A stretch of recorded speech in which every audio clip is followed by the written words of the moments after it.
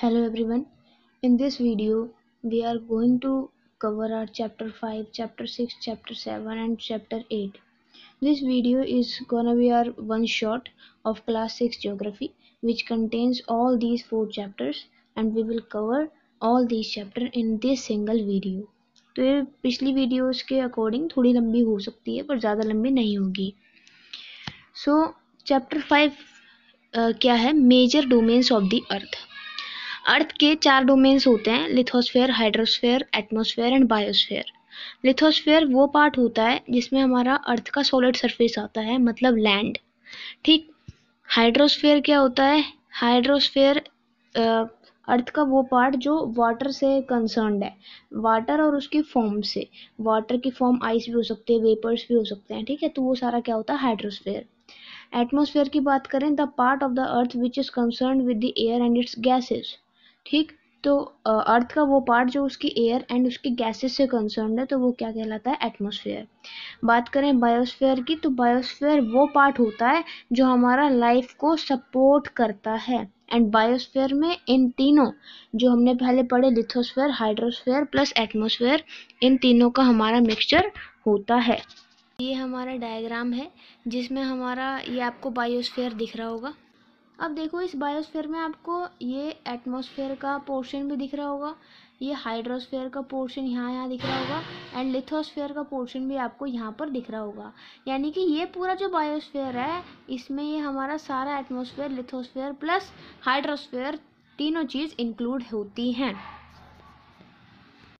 तो होपफुली आपको ये समझ में आया होगा. तो एक एक करके पढ़ लेते हैं.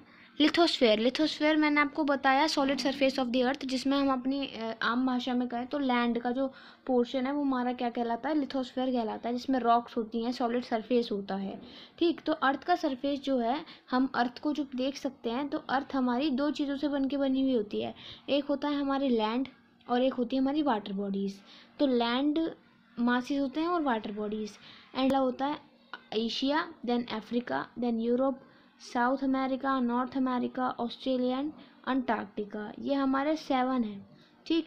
मैप पे देखें तो देख लेते हैं.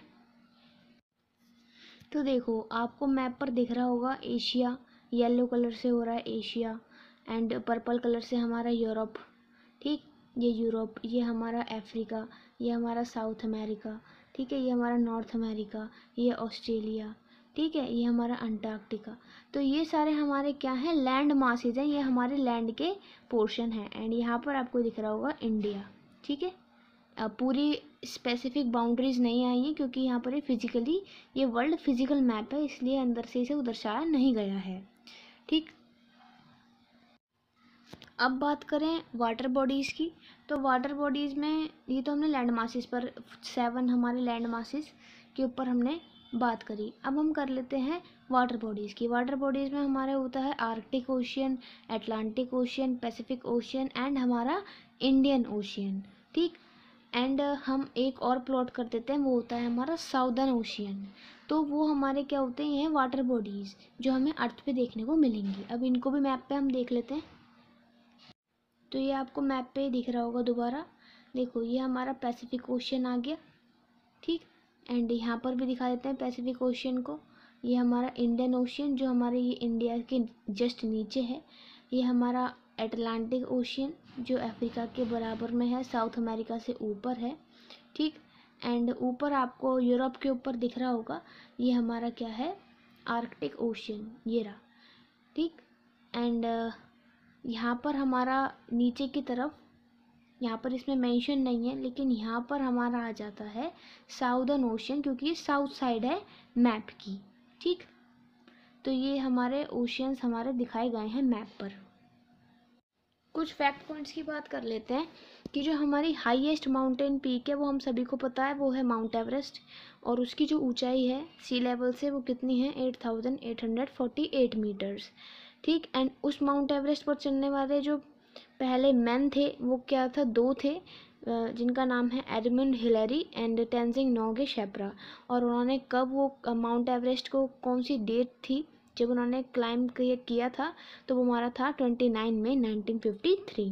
ऐसी फर्स्ट इंडियन वुमेन थी जिन्होंने माउंट एवरेस्ट पर क्लाइंब करा था और वहाँ पे पहुँची थी, जिनका नाम था बचेंद्री पाल ऑन 23 मई 1984। अब कॉन्टिनेंट्स मैंने आपको जो दिखाए, जो एक बात और है कि जो ये हमारे 7 लैंड मासेस हमने पढ़े, उनको हम एक नाम से और जानते हैं और बेसिकली उसी नाम से जानते हैं जिसको हम कहते हैं कॉन्टिनेंट्स, वर्ल्ड के कॉन्टिनेंट्स। तो वर्ल्ड एशिया की अगर हम बात करें तो एशिया हमारा लार्जेस्ट कॉन्टिनेंट है एंड हमारा ये ईस्टर्न हेमिस्फेयर में लोकेटेड है। आपको स्क्रीन पे विजिबल हो रहा होगा, वहाँ से आप देख सकते हो मैप में। एंड ट्रॉपिक ऑफ कैंसर से ये एशिया पास थ्रू होके जाता है, मतलब ट्रॉपिक ऑफ कैंसर इससे हमारी पास थ्रू होके जाती है। एंड यूरोप प्लस एशिया, आप इसको मैप में भी देख सकते हो कि एशिया को काटता हुआ जा रहा है हमारा Tropic of Cancer. And Europe और हमारा एशिया, इन दोनों को मिलाकर हम क्या कहते हैं, यूरेशिया। यूरोप की बात करें तो वो हमारा एशिया से छोटा है और वो आर्कटिक सर्कल से होता हुआ जाता है। ठीक, बात करें अफ्रीका की तो अफ्रीका हमारा सेकेंड लार्जेस्ट कॉन्टिनेंट है और इसमें वर्ल्ड का लार्जेस्ट हॉट डेजर्ट, जिसे हम कहते हैं सारा डेजर्ट, वो पाया जाता है। वर्ल्ड की लॉन्गेस्ट रिवर जिसे हम कहते हैं नील रिवर, वो यहाँ पर पाई जाती है। तो ये एक ऐसा कॉन्टिनेंट है अफ्रीका जिसमें से हमारा Tropic of Cancer, Tropic of Capricorn and हमारा इक्वेटर, ये तीनों लाइंस होती हुई जाती हैं। अफ्रीका को आपको यहाँ पर दिख रहा होगा मैप का पोर्शन, कि आप इस पे देख सकते हो कि देखो इस पे Tropic of Cancer, Tropic of Capricorn और इक्वेटर, तीनों चीज़ें इसको काटती हुई जा रही हैं। बात करें नॉर्थ अमेरिका की तो नॉर्थ अमेरिका हमारा थर्ड लार्जेस्ट कॉन्टिनेंट है and it is connected to South America by a narrow strip of land called isthmus of Panama. तो देखो ये साउथ अमेरिका से कनेक्टेड है, ये हमारी लैंड है इस्थमस ऑफ पनामा। देखो अफ्रीका में वर्ल्ड की लॉन्गेस्ट रिवर बहती थी जिसका नाम था नील, और साउथ अमेरिका में हमारी वर्ल्ड की लार्जेस्ट रिवर बहती है जिसका नाम है अमेज़न। बात करें ऑस्ट्रेलिया की तो ऑस्ट्रेलिया को हम लैंड कॉन्टिनेंट के नाम से भी, आइसलैंड कॉन्टिनेंट के नाम से भी जानते हैं। बात करें लास्ट अंटार्कटिका की तो अंटार्कटिका हमारा साउदर्न हेमिस्फेयर में लोकेटेड है, आप सभी को पता है। And India has its research centre in it, India के रिसर्च सेंटर वहाँ पर हैं, ठीक है, जिनका नाम यहाँ पर भी मेंशन है, मैत्री एंड दक्षिण गंगोत्री। बात करें वाटर बॉडीज़ की, अभी तक हमने 7 कॉन्टिनेंट्स और लैंड मासेस की बात करी, ठीक है। अब बात करते हैं वाटर बॉडीज़ की। वाटर बॉडीज़ वही हैं, 4 हैं, Pacific ocean, Arctic ocean, Atlantic ocean, Indian ocean. Pacific ocean largest ocean है, ठीक, वो हमारा नॉर्थ अमेरिका के बराबर में आपको पाया जाएगा। Arctic ocean and Atlantic ocean हमारा सेकेंड लार्जेस्ट ओशियन है। इंडियन ओशियन तो आपको पता ही, इंडिया के जस्ट नीचे लोकेटेड है। एटमॉस्फेयर, ये तो था पूरा लिथोस्फेयर का। लिथोस्फेयर में हमारा क्या इंक्लूड था, लैंड मासेस यानी कि कॉन्टिनेंट्स और वाटर बॉडीज़। लैंड मासेस हमारे 7 थे यानी कॉन्टिनेंट 7 थे, ठीक। एंड हमारा जो वाटर बॉडीज़ थी वो हमारी 4 थी, Pacific, Arctic, Atlantic and Indian ocean. बात करें एटमॉस्फेयर की तो एटमॉस्फेयर हमारा वो लेयर होती है अर्थ की जिसमें वेरियस गैसेस कंटेन होती हैं, जैसे ऑक्सीजन, कार्बन डाइऑक्साइड। एंड अगर हम इस कंपोजिशन को भी देखें तो एटमॉस्फेयर में क्या होता है, देखो डायग्राम से समझना, ये हमारा है पूरा एटमॉस्फेयर। एटमॉस्फेयर में 78%, ये मतलब ये पूरा पोर्शन हम समझ सकते हैं, ये पूरा पोर्शन है नाइट्रोजन का, ठीक। अब हम बात कर लेते हैं कि ऑक्सीजन का कितना पोर्शन होगा। तो यहाँ पर हमारा जो ऑक्सीजन का पोर्शन होगा वो होगा हमारा 21%, यानी लगभग इतना, ये पूरा 21% है। बाकी जो बचा अदर का पार्ट, तो अदर हमारे हमने ये कर लिया कि जो अदर पोर्शन है उसमें हमारी अदर गैसेस जैसे कार्बन डाइऑक्साइड वगैरह वो हमारी सारी आ जाती है। चैप्टर ख़त्म होता है। हाइड्रोस्फेयर और बायोस्फेयर के बारे में आज ऐसा कोई डिटेल नोट नहीं है, लेकिन एटमॉस्फेयर के बारे में जितना कुछ था हमने वो यहाँ पर समझा, एंड लिथोस्फेयर के बारे में भी। तो यहाँ पर ये हमारा चैप्टर 5 ख़त्म होता है। अब हम स्टार्ट करने वाले हैं चैप्टर 6। देखो यहाँ पे आपको चैप्टर 6 पूरा बस इसी पेज पर मिलेगा एंड ये एक चार्ट के फॉर्म में मैंने बता रखा है। चैप्टर 6 का नाम है लैंड फॉर्म्स ऑफ द अर्थ, मतलब अर्थ के कितने लैंड फॉर्म्स हैं। देखो अर्थ के मेनली हमारे 3 लैंड फॉर्म्स होते हैं। अर्थ हमारी किस में सेग्रीगेटेड है, किस में डिवाइडेड है, उसकी लैंड किस किस भागों में डिवाइडेड है, तो लैंड 3 भागों में डिवाइडेड कह सकते हैं। एक माउंटेन्स बने हुए हैं, प्लेटूज बने हुए हैं एंड प्लेन्स।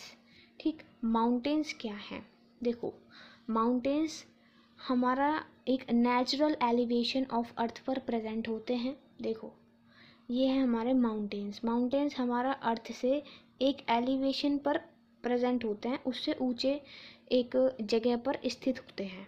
ठीक, and permanently frozen reverse of ice called glaciers, वो हमारा यहीं पर ही पाई जाती हैं। माउंटेन्स फॉर्मिंग सीरीज जिन्हें हम कहते हैं, माउंटेन्स हमारा एक सीरीज को फॉर्म करते हैं जिसको हम कहते हैं रेंजेस। जैसे जो हमारी बहुत पॉपुलर रेंजेस हैं जिसको हम कहते हैं Himalayas, the Alps, the ends. ठीक है, तो ये हमारी एग्जाम्पल हैं मोस्ट पॉपुलर रेंजेस के जो हमारे माउंटेन्स फॉर्म करते हैं। अब देखो माउंटेन्स के भी टाइप होते हैं। Mountains flat mountains, block mountains and volcanic भी हो सकते हैं। अब क्या फ्लैट कैसे माउंटेन्स होते हैं, जिनकी हाई कोनिकल पीक्स होती हैं, मतलब जो बिल्कुल आगे बिल्कुल उनकी पीक्स जो हैं वो बहुत ज़्यादा हाई होती हैं एंड कोनिकल शेप में होती हैं। जैसे हम यहाँ पर देख सकते हैं बिल्कुल ऐसी पीक पे होती हैं, मतलब यहाँ पर उनकी जो कोनिकल शेप होती है। अब बात करें इसके जो एग्जांपल है वो है हमारे Himalayas and Alps and young mountains. जो एल्प्स है वो यंग माउंटेन है। ठीक, एंड जो हमारा ओल्डेस्ट माउंटेन है वो क्या है, अरावली रेंज। अब बात करें ब्लॉक माउंटेन्स की, तो ब्लॉक माउंटेन्स हमारे लार्ज एरियाज में बने हुए होते हैं एंड वो भी बिल्कुल खड़े हुए माउंटेन होते हैं, बिल्कुल वर्टिकली डिस्प्लेस हुए होते हैं। अपलिफ्टेड रीजन कॉल्ड हॉर्स्ट, और उनका जो खड़ा अपलिफ्टेड रीजन है उसको हम क्या कहते हैं, हॉर्स्ट, एंड जो लोअर रीजन है उसको हम क्या कहते हैं, ग्रैबन। ठीक, जैसे ये ब्लॉक माउंटेन्स के एग्जाम्पल हैं वॉसेजिस एंड रहने। ठीक, तो ये हमारे इनके एग्जाम्पल हो गए। मतलब ब्लॉक माउंटेन्स क्या है, जो लार्ज एरियाज पे क्रिएटेड होते हैं, उनकी भी बहुत ज़्यादा पीक्स होती हैं एंड उनके अपर रीजन को क्या कहा जाता है, देखो ये हमारे ब्लॉक हैं, अपर रीजन को क्या कहा जाएगा, इसको हम कहेंगे हॉर्स्ट, एंड हमारा इसका ये जो लोअर रीजन है इसको हम कहेंगे ग्रैबन। ठीक, तो इसे वॉल्केनिक माउंटेन्स पे, तो वो माउंटेन्स जो हमारा वॉल्केनिक एक्टिविटी से क्रिएट हो गए। ठीक, वॉल्केनिक का कोई भी एक्टिविटी हुई जिससे वो माउंटेन्स क्रिएट हो गए। जैसे हमारा कई एग्जाम्पल हैं, जैसे जापान में एक माउंटेन है जिसका नाम है माउंट फुजियाना, तो वो ऐसे ही एक वॉल्केनिक एक्टिविटी से उत्पन्न हुआ माउंटेन है। ऐसे ही माउंट कलिमंजारो, वो हमारा अफ्रीका में है, वो भी एक वॉल्केनिक एक्टिविटी से डेवलप हुआ है, अकर हुआ है। अब बात आ जाती है प्लेटूज की। अब देखो माउंटेन्स तो क्या है, माउंटेन्स तो हमारे ऐसे शेप में होते हैं। ठीक, लेकिन जो प्लेटूज होते हैं वो क्या होता है, देखो ये हमारा है सपोज लैंड। अब प्लेटूज होते हैं लैंड से ऊपर, लैंड से ऊपर ये एक एलिवेशन पर, लेकिन उसके ऊपर होती है फ्लैट लैंड।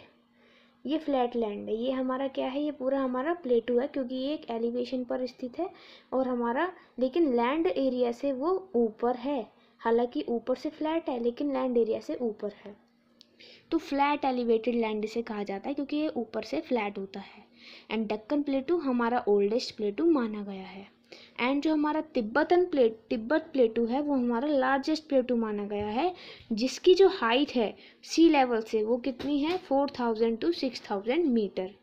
अब प्लेटूज के पास भी अपनी फर्टाइल लैंड होती है, क्यों होती है, due to which use for mine. देखो उनके पास फर्टाइल लैंड होती है, ठीक, जिसकी वजह से वो क्या कर पाते हैं, वो माइनिंग्स के लिए यूज़फुल हो पाते हैं। जैसे अफ्रीकन प्लेटू है वो यूज़फुल है किसके लिए, गोल्ड एंड डायमंड माइनिंग के लिए।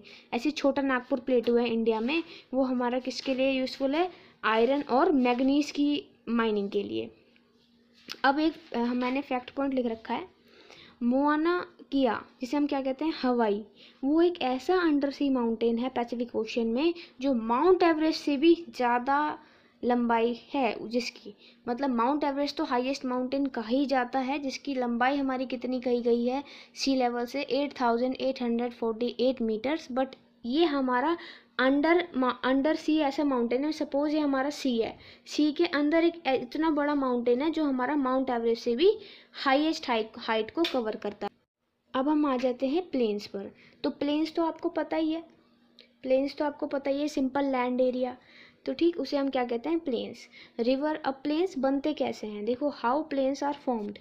तो rivers flow and make mountains eroded and settle their erode around the corner areas forming the plains. देखो माउंटेन्स जब इरोड होते हैं, मतलब जो रिवर्स हैं वो माउंटेन से जब टकराती हैं तो उसके जो थोड़े बहुत रॉक्स एंड हमारे सैंड स्टोन पार्टिकल्स होते हैं वो उसको बहा कर ले जाती है रिवर। एंड वो जब एक जगह पर सेटल हो जाते हैं कॉर्नर एरियाज में, कोस्टल एरियाज में हमारे जो सेटल हो जाते हैं, जिससे हम क्या बन जाता है, वो फर्टाइल होते हैं, तो इसलिए वो प्लेन बन जाता है।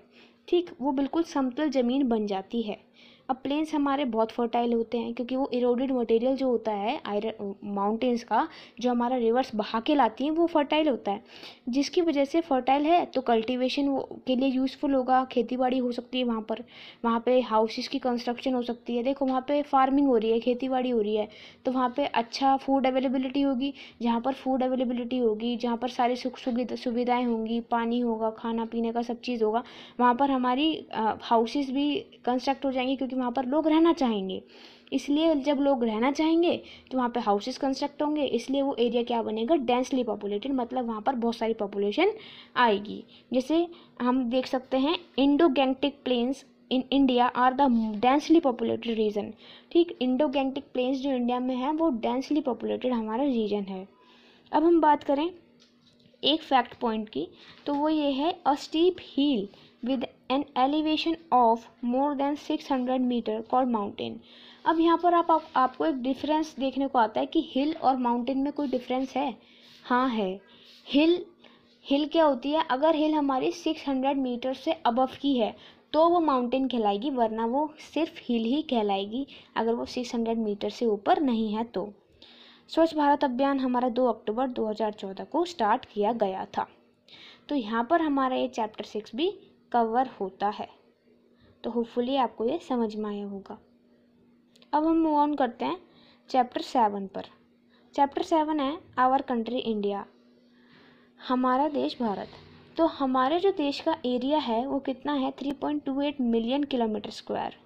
ठीक, हमारे देश में 29 स्टेट्स प्लस 9 यूनियन टेरिटरीज हैं। ठीक, यानी 29 राज्य हैं और 9 केंद्र शासित प्रदेश हैं। तो कश्मीर से लेकर कन्याकुमारी तक अगर हम वहाँ का एरिया देखें तो कितना है हमारी इंडिया का, 3200 किलोमीटर। एंड अरुणाचल प्रदेश से लेकर कच्छ तक देखें तो वो 2900 किलोमीटर तक है। देखो, तो ये हमारा इंडिया का मैप है। तो यहाँ पर कश्मीर से लेकर कन्याकुमारी तक, कन्याकुमारी यहाँ पे होता है कहीं तमिलनाडु में, तो वहाँ से जो इसका जो पूरा डिस्टेंस है वो है हमारा 3200 किलोमीटर का। और अगर हम देखें कर कच्छ तक, यानी गुजरात में कच्छ है, वहाँ तक का जो एरिया है वो होता है हमारा 2900 किलोमीटर का।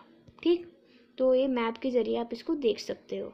मतलब वर्टिकली बता दिया कश्मीर से लेकर कन्याकुमारी, और हॉरिजॉन्टली भी बता दिया अरुणाचल प्रदेश से कच्छ तक, गुजरात में है। सेकंड मोस्ट पॉपुलेटेड कंट्री है, फर्स्ट पे चाइना है। इंडिया के नेबर्स 8 हैं। ठीक, नेबर्स हमारे कौन कौन हैं, पाकिस्तान, अफगानिस्तान, भूटान, चाइना, म्यांमार, श्रीलंका, बांग्लादेश, नेपाल। ठीक, अब हम देख लेते हैं इन नेबर्स को भी देख लेते हैं। तो ये हमारा इंडिया का फिजिकल मैप है, क्योंकि इसमें बाउंड्रीज नहीं दिखाई गई हैं तो ये फिजिकली कहलाएगा। ठीक, तो अब देखना, ये हमारा जो पोर्शन आपको दिख रहा है ये है अफगानिस्तान, ये पूरा है हमारा पाकिस्तान, यहाँ से लेके पूरा हमारा यहाँ तक पूरा है चाइना, ये हमारा है नेपाल, एंड ये हमारा है भूटान, ये हमारा बांग्लादेश, ये हमारा म्यांमार, ये हमारा श्रीलंका।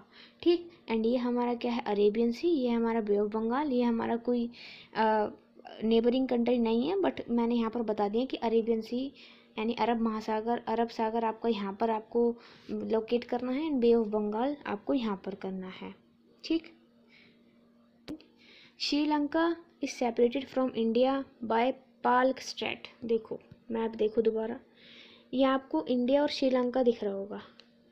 तो ये आप छोटा सा ये जो आपको ब्लैक कलर का जो लाइन दिख रही है, इंडिया और श्रीलंका को जो जोड़ने वाली, उसको हम क्या कहते हैं, पाल्क स्ट्रेट। ठीक है, पाल्क स्ट्रेट, इसको हम पाल्क स्ट्रेट कहते हैं। अब आते हैं दोबारा, India longitude makes difference of 4 minutes. देखो अब मेरे बात ध्यान से सुनना, आपको ये सुनने को मिलेगा कि गुजरात, देखो गुजरात हमारा कहाँ होता है, यहाँ पे होता है, अरुणाचल प्रदेश हमारा यहाँ पर होता है। तो इन दोनों के टाइम में आपको 4 घंटे का डिफरेंस मिलेगा।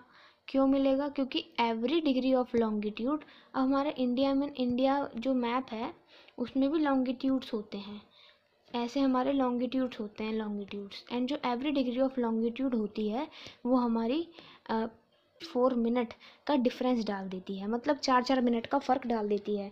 अब देखो गुजरात से लेकर अरुणाचल प्रदेश तक जाना है तो वो 4-4 डिग्री का डिफरेंस आ आके क्योंकि लॉन्गिट्यूड्स पास ऑन होते हैं इंडिया में और किसी भी उसमें, तो वो हमारा क्या डाल देंगे, 4 मिनट का फ़र्क डाल देंगे।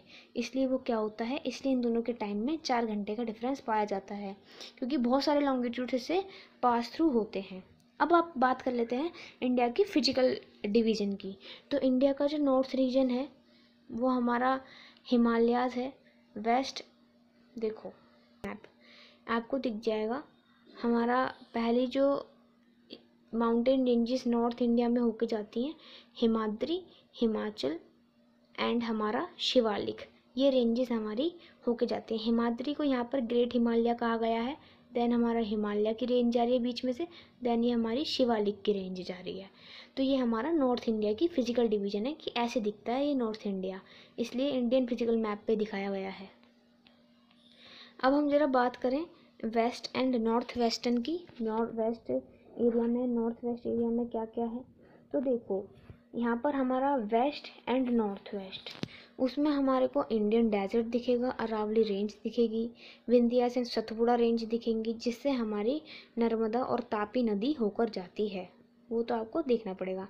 देखो यहाँ पर आपको ये, देखो यहाँ पर आपको ये पूरा ये क्या है, वेस्ट रीजन है एंड ये नॉर्थ की दिशा की ओर है, तो ये नॉर्थ वेस्ट कहलाएगा। तो यहाँ पर आपको एक ग्रेट इंडियन डेजर्ट दिख रहा होगा, ठीक, एंड हमारे को आपको इधर की साइड में आपको ये अरावली रेंज भी दिख रही होगी, ठीक, यहाँ पे आपको विंध्या रेंज भी दिख रही होगी, सतपुड़ा रेंज भी दिख रही होगी, एंड इसी रेंज से हमारी नर्मदा और तापी नदी यहाँ पर आपको छोटा सा दिख रहा होगा। देखो नर्मदा आर और तापी आर, मतलब Narmada river and Tapi river हमारी होके जा रही हैं, ठीक। तो ये हमारा है west and north west region of India.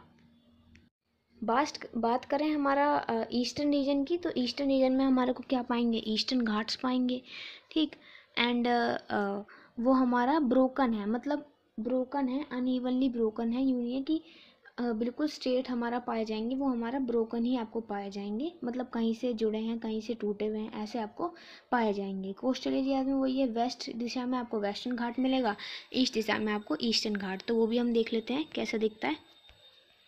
देखो ये नीचे की तरफ आपको दिख रहा होगा, ये आपकी कोस्टल एरियाज है, ये हमारा वेस्टर्न घाट्स जा रहे हैं।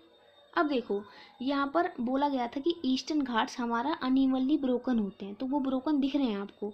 देखो ये लाइन जा रही है, देन यहाँ पर तो कोई लाइन नहीं है, देन यहाँ पर जा रही है, देन यहाँ पर हमारी ईस्टर्न घाट की है, ये तो हमारी, एंड देखो वेस्टर्न घाट में हमारी बिल्कुल स्ट्रेट लाइन जा रही है, कहीं से भी नहीं टूटी हुई, तो इसका मतलब है कि जो ईस्टर्न घाट्स है वो हमारे ब्रोकन है unevenly. Some points and terms की बात करते हैं। देखो एल्यूवियल डिपॉजिट्स क्या होते हैं, soil carried by reverse and settle at the river basins. देखो रिवर्स अपने साथ बहुत सारी चीज़ें लेके आती हैं, रॉक, सैंड, सॉइल, तो वो सारे जब रिवर्स अपने साथ सैंड सॉइल लेके आती है और उसको एक जगह पर रिवर के बेसिन्स पर यानी रिवर के किनारों पर हमारा इकट्ठा कर देती हैं, तो वो हमारा क्या बन जाते हैं, क्या कहते हैं उसे, एल्यूवियल डिपॉजिट।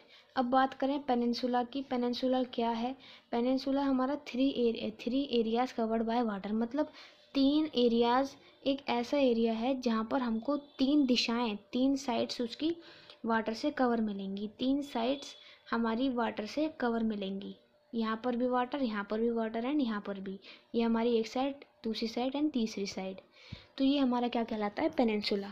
बात करें सुंदरबन डेल्टा, तो सुंदरबन डेल्टा हमारा लार्जेस्ट डेल्टा कहा जाता है, जो किसके मेल से बना है, गंगा और ब्रह्मपुत्र नदी के मेल से। कोराल्स क्या होते हैं, कोराल्स होते हैं डेड मैराइन एनिमल्स, उनके स्केलेटन्स को कहा जाता है, एंड से उनको हम क्या कहते हैं, पॉलिप्स, ठीक, एंड डेड मैराइन एनिमल्स के स्केलेटन को क्या कहते हैं, कोराल्स।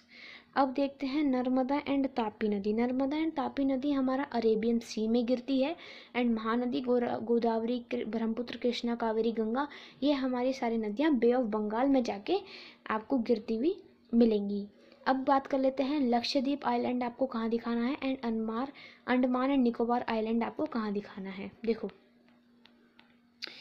यहीं पे देख लेते हैं पॉलिटिकल मैप में, ये है हमारा बे ऑफ बंगाल, ठीक, ईस्ट साइड पे।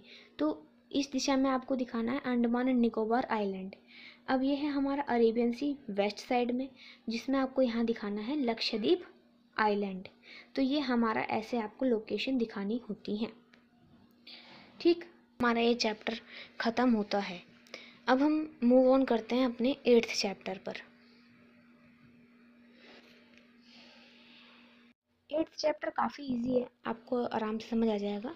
8th चैप्टर में क्या है, वेजिटेशन एंड क्लाइमेट। अब हम बात करते हैं कि कितने सीजन्स हमको देखने को मिलते हैं। तो एक होता है हमारा विंटर सीज़न, दूसरा होता है समर सीज़न, जिसको हम हॉट वेदर सीज़न भी कहते हैं, एंड विंटर को कोल्ड वेदर सीज़न भी कहते हैं। रेनी सीजन्स, जिसको हम साउथ वेस्ट मानसून सीज़न भी कहते हैं। ऑटम सीज़न, जिसे हम क्या कहते हैं, सीज़न ऑफ रिट्रीटिंग मानसून। तो इनके अलग अलग नाम हैं। देखो विंटर, समर, रेनी, ऑटम तो आपने सुने ही होंगे, बट इनके सप्लीमेंट्री नेम्स भी याद होने चाहिए। Winter season December to February चलता है इंडिया में, एंड हमारा summer season March to May, rainy season June to September, and autumn season October and November में देखने को मिलता है। तो लेकिन ऑटम सीज़न में तमिलनाडु और आंध्र प्रदेश, दो ऐसी स्टेट हैं जिनमें हमारा भारी बारिश आपको देखने को मिलेगी। बात करते हैं क्लाइमेट। क्लाइमेट क्या है, देखो क्लाइमेट और वेदर में क्या डिफरेंस होता है। वेदर का मतलब होता है कि वहाँ की मौसम की सिचुएशन, बट वो दिन पर दिन बदलती रहती है। वेदर जो है बदलता रहता है, वेराई करता रहता है। लेकिन क्लाइमेट एक ऐसी वेदर कंडीशन होती है जो किसी एक प्लेस पर बहुत सालों तक रहती है। उसको मतलब बहुत सालों तक हम उसको एनालाइज करते हैं, तब उसका क्लाइमेट हमको देखने को मिलता है। तो weather condition over many years, यानी ये लॉन्ग टर्म के लिए होती है और वेदर शॉर्ट टर्म के लिए। अब बात करते हैं फैक्टर्स अफेक्टिंग क्लाइमेट। किसी भी लोकेशन का क्लाइमेट, मतलब क्लाइमेट किसी भी जगह का पता लगाने के लिए उसकी लोकेशन सबसे बड़ा फैक्टर होती है कि वो जगह कहाँ पर स्थित है, ठीक। उसका एल्टीट्यूड, कितनी हाइट पर स्थित है। आप जैसे मंसूरी मनाली जाते हो तो वो अच्छी हाइट पर स्थित है, तो due to the high altitude वो उनका जो क्लाइमेट है वो ठंडा रहता है। अब हम बात करें सी से उसका डिस्टेंस कितना है, बात वही आ जाती है, ठीक। फॉरेस्ट्स, वाई, मतलब फॉरेस्ट हैं, क्यों हैं, उनका क्या यूज़ है, वो हमें क्या प्रोवाइड करते हैं, उनके क्या यूजेस हैं, वो यहाँ पे देखते हैं। तो फॉरेस्ट जो है वो हमें फ्रूट्स, वेजिटेबल्स, फर्नीचर, गम रेजिन्स, मेडिसिनल प्लांट्स प्रोवाइड करते हैं, हमें ऑक्सीजन प्रोवाइड करते हैं, और हमारी कार्बन डाइऑक्साइड को जो प्लांट्स होते हैं फॉरेस्ट में वो एब्जॉर्ब करते हैं। ट्रीज़ हमारी मिट्टी को बांधे रखते हैं, और मिट्टी को बांधने की वजह से वो सॉइल इरोजन यानी कि मृदा अपरदन को रोकते हैं। And it leads to rain and good for cultivation, क्योंकि फॉरेस्ट ट्रीज से कवर्ड होते हैं, एंड ट्रीज की वजह से क्या आती है, बारिश आती है।